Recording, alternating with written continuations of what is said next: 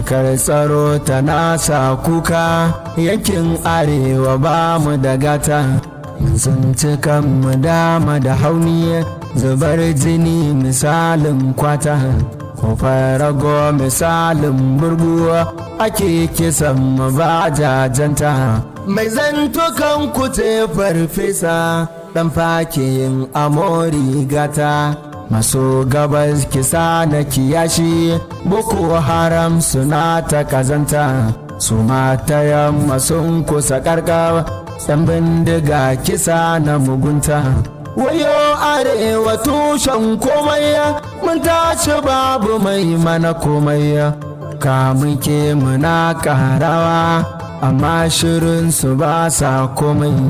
Allah mamallaki mai komai duk shugaban da baya komai zare lakar sakar yayi komai ya kuma kar ya san mukamin komai wanda duk ake kisa bai komai Allah ka jarabe shi da komai don kun shiru kamar ba komai don ba ku san a kawo gyara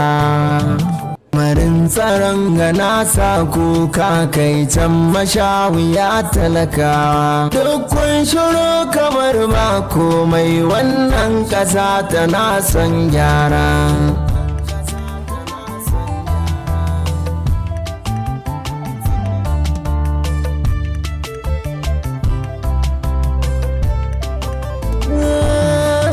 kai can mashawiya talakawa lamarin tsaron ga nasa kuka duk an shiru kamar ba komai wannan ƙasa tana son yara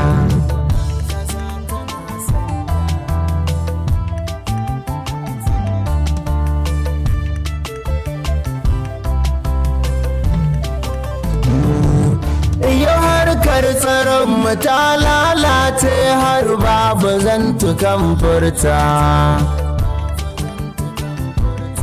jini na zuba ya sigar kwata musamman jinin mu talakawa ina za mu sanya kai mu yi bacci dangin mu duka musu gawa sannan kun shiru kamar ba komai tilas ku je na yi kankara